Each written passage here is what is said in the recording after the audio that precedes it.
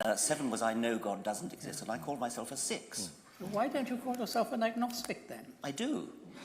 If nothing comes from nothing, then God cannot exist.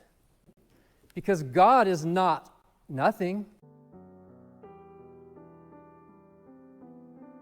Saat ini, saya akan mengajak kita untuk merenungkan bersama-sama suatu pertanyaan, yaitu, apakah Allah ada? Pertanyaan ini adalah suatu pertanyaan yang cukup kompleks dan cukup pelik untuk kita renungkan ataupun kita pikirkan di dalam hati kita dan pikiran kita.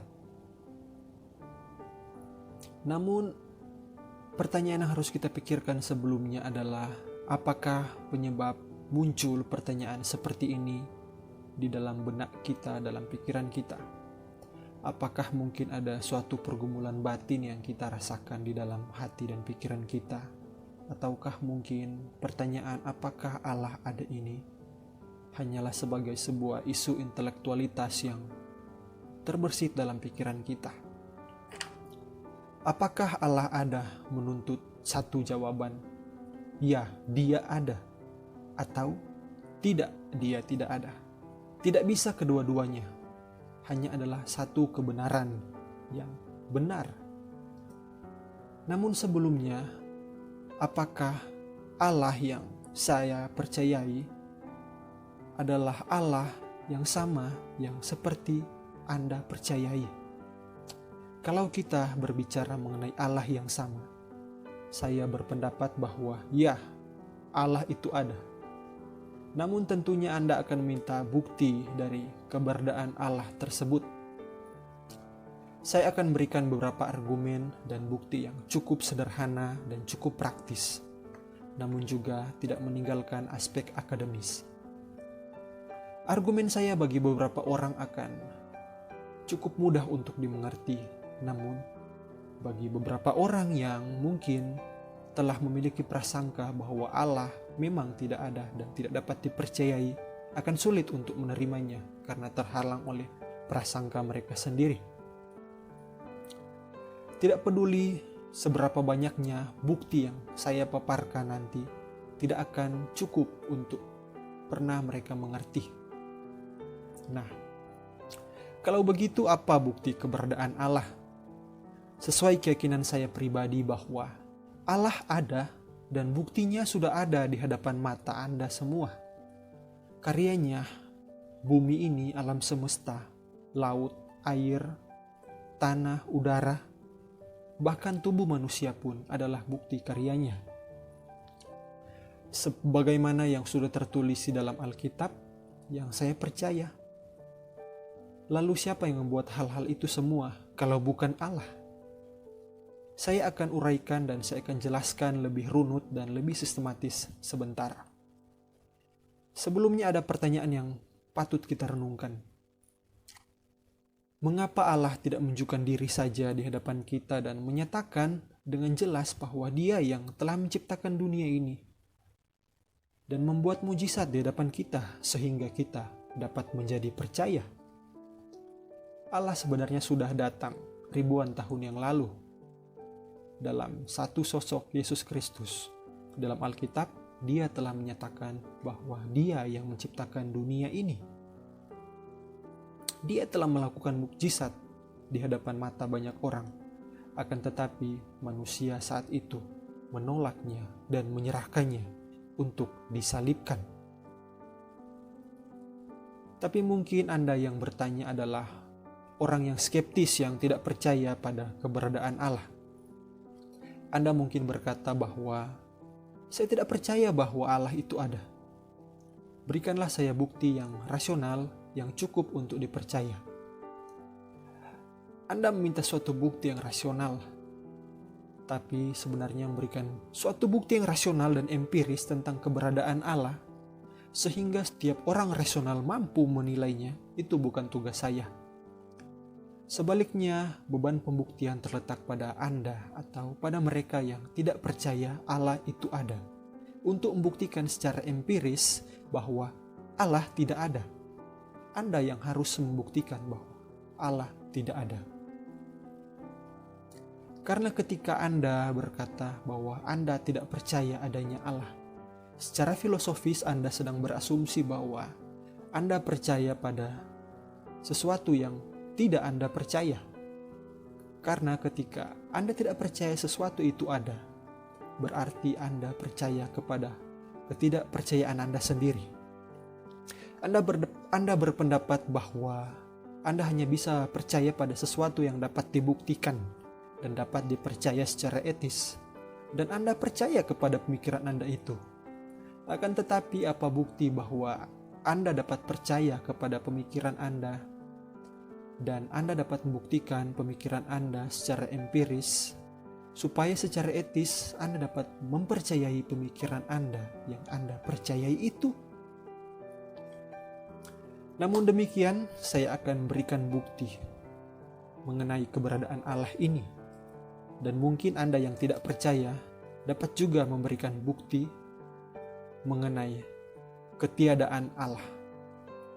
Argumen pertama yang akan saya paparkan adalah argumen penyebab pertama, atau biasa disebut oleh para ahli sebagai argumen kosmologis, yaitu setiap akibat harus ada sebabnya. Alam semesta dan semua yang di dalamnya adalah akibat. Dengan demikian, haruslah ada sebuah sebab yang mengakibatkan segala sesuatu itu hadir. Dan haruslah ada pula suatu faktor yang tanpa sebab yang mengakibatkan adanya segala sesuatu. Faktor tanpa sebab itu dikenal sebagai Allah. Alam semesta ini diciptakan bukan dari ledakan di dalam ruang atau Big Bang, akan tetapi dari kemunculan ruang, bukan ledakan di dalam waktu, melainkan permulaan dari waktu. Dan bukan ledakan dari materi, melainkan penciptaan materi tersebut. Karena itu, penyebab dari alam semesta, pastinya sesuatu yang berada di luar ruang, di luar waktu, dan di luar materi. Makhluk yang tidak terkait dengan ruang, materi, dan waktu. Tidak ada deskripsi yang lebih cocok selain Allah sendiri. Argumen yang selanjutnya adalah argumen teleologis yang menyatakan bahwa alam semesta menunjukkan sebuah rancangan yang luar biasa. Sehingga pastilah ada seorang perancang ilahi yang membuat rancangan ini. Sebagai contoh, jika bumi lebih dekat atau lebih jauh dari matahari, maka bumi tidak dapat mendukung kehidupan yang berada di atasnya seperti saat ini. Jika elemen dalam atmosfer berbeda sedikit dari sekarang, maka hampir setiap makhluk hidup yang ada di bumi pasti akan mati. Selanjutnya, kemungkinan sebuah molekul protein tunggal tercipta secara acak adalah 1:1000 sebanyak 243 kali. Atau dengan kata lain, mustahil.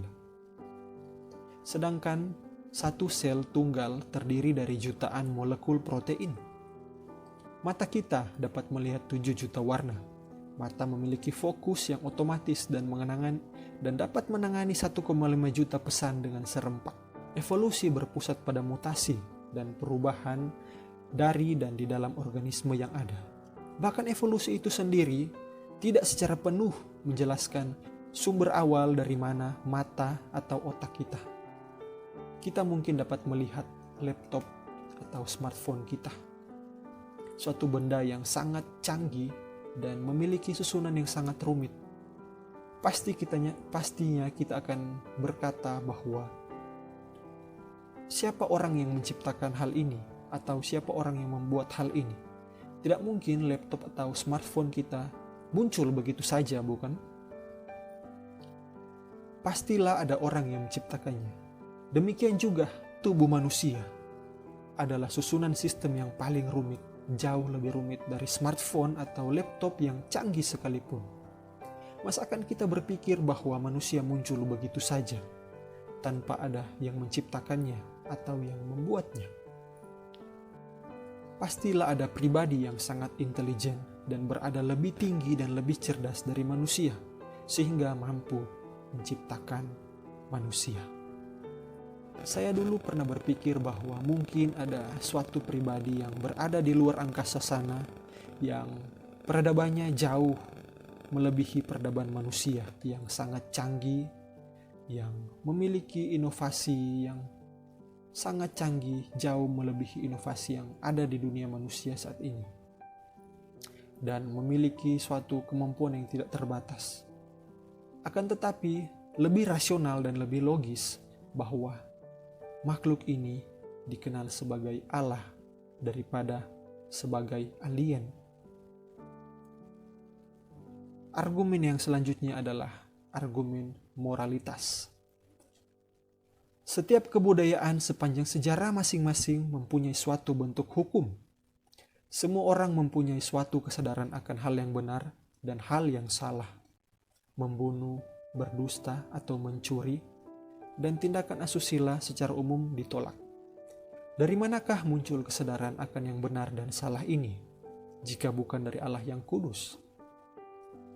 Jika konsep kekuatan spiritual tidak bisa berpengaruh terhadap tubuh materi kita, maka kita akan sulit untuk menjelaskan hal-hal seperti emosi, cinta, kemarahan, iri hati, cemburu, dan rasionalitas.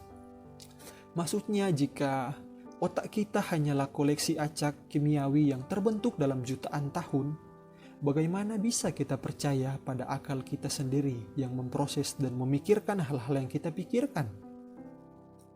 Adanya hukum moral mengharuskan adanya pemberi hukum moral yang memiliki moralitas sempurna, dan itulah Allah.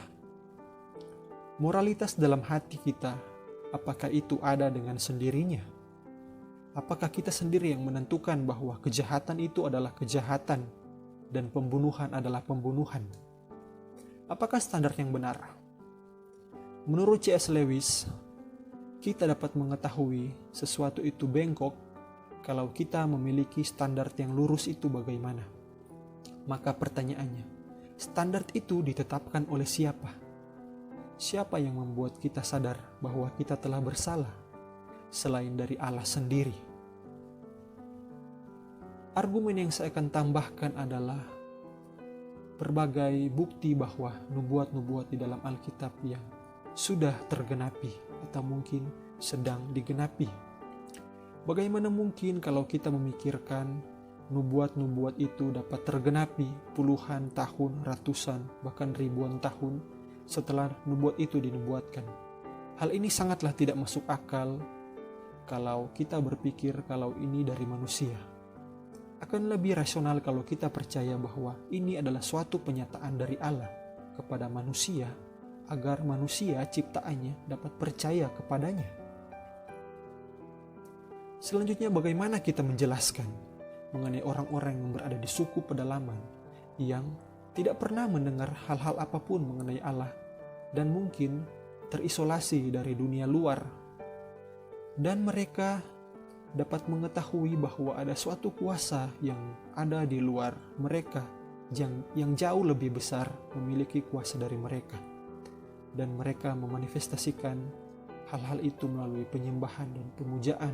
Padahal itu, kalau bukan kekosongan dalam hati mereka, hanya dapat diisi oleh Allah sendiri. Akhirnya, inilah beberapa penjelasan saya yang cukup singkat. Pada akhirnya, keberadaan Allah harus diterima melalui iman seperti yang tertulis dalam Ibrani 11 ayat 6. Iman di dalam Allah bukanlah lompatan di dalam kegelapan, melainkan suatu pijakan ke dalam ruangan yang terang di mana sudah banyak orang di sana.